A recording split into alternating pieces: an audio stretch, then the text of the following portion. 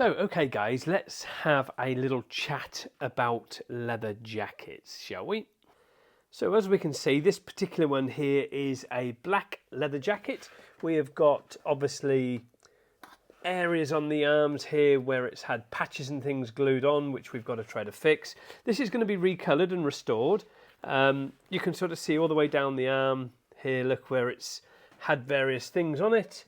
And patches stuck on and stuff like that. There is also one that is on the back here where it's had things stuck on.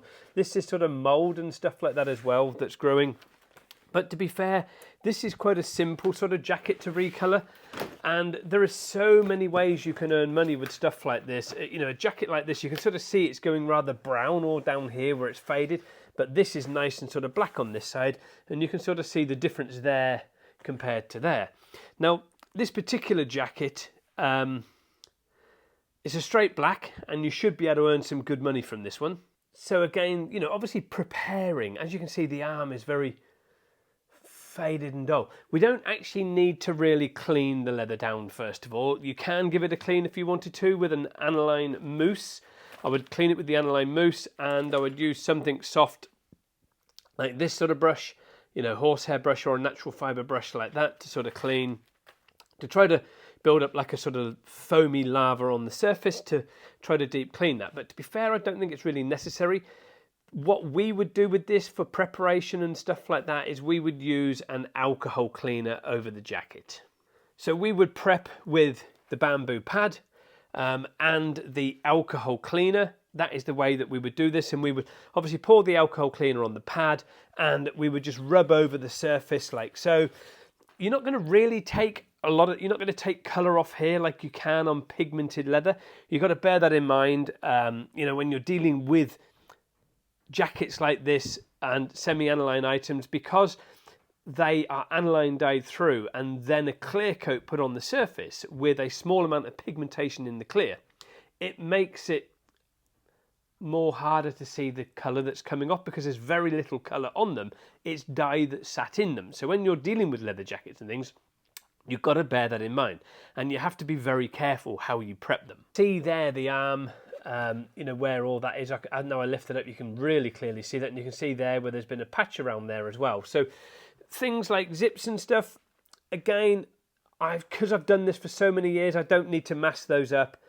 I would go down these edges here with a paintbrush all the way down here. So I'd undo the zip, and then all those areas down beside the zip I would do with a paintbrush or down in here in this section.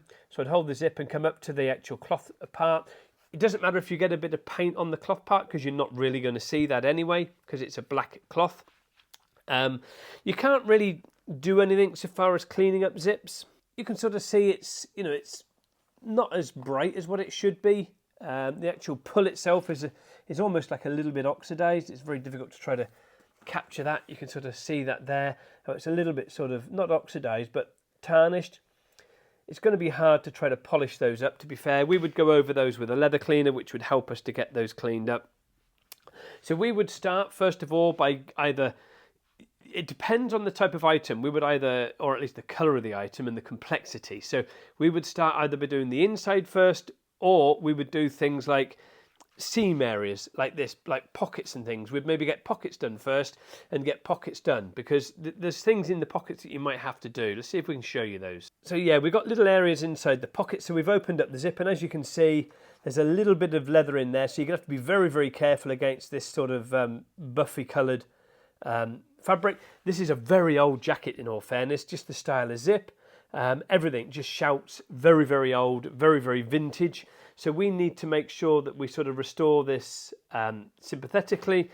We've got like a little hole in there as well that I can see. So we're going to have to obviously fix that tear as well when we're going through doing this. But with this particular item, you can be upwards of, for something like this, a straightforward black jacket, you can probably be upwards of maybe 285, somewhere around that, to restore the colour on here. It's going to take around about an hour and a half to do the prep work, and then probably another 2 or 3 hours to a couple of hours maybe to do all the colouring on that item. Probably 3 hours because obviously you've got a lot of zip work to do as well. So let's have a look at the zip work on the cuff. So again, as you can see, you've got obviously the leather going up inside here. Again, all of this we would open up and get something in there, or put your hand in there, so it's like so, and we would paint with a paintbrush all this section right the way up inside, right up to the zip. Again, you're not going to notice if you get a little bit of the black colorant onto the zip fabric, as you can see, because it is black anyway. So we would paint up to those areas. Now, restoring leather jackets is quite an easy, simple process to do. We would use either the wheat black or the strong black. That is the wheat black there, which I've just used on another jacket that I'm doing. And what we would do with that is we would thin it slightly. So obviously, so far as the wheat black or the strong black, you could try to use some of our top secret, which hasn't been released yet. Or you could, for the time being, just use a small amount of clear coat in there. Probably better off using something like the matte or the satin in it. The gloss is going to make it too shiny, obviously. These jackets have a very slight sheen to them that's not quite as shiny as satin. So maybe some matte or some satin going in there would be perfectly fine.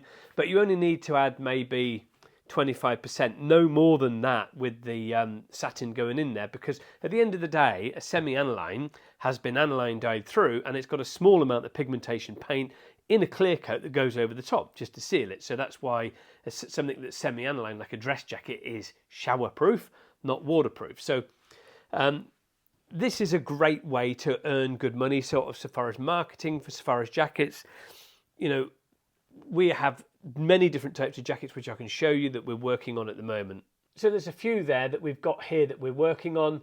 There's a selection of jackets here that we've got that we do. There's another one up here that I'm doing as well, and there's another one over there, and I've got another one over there. So we do have quite a few leather jackets that we're doing. So this is a really good way to earn money. You don't need to go out on the road. You can go and buy these from second-hand stores, maybe set up a pre-loved.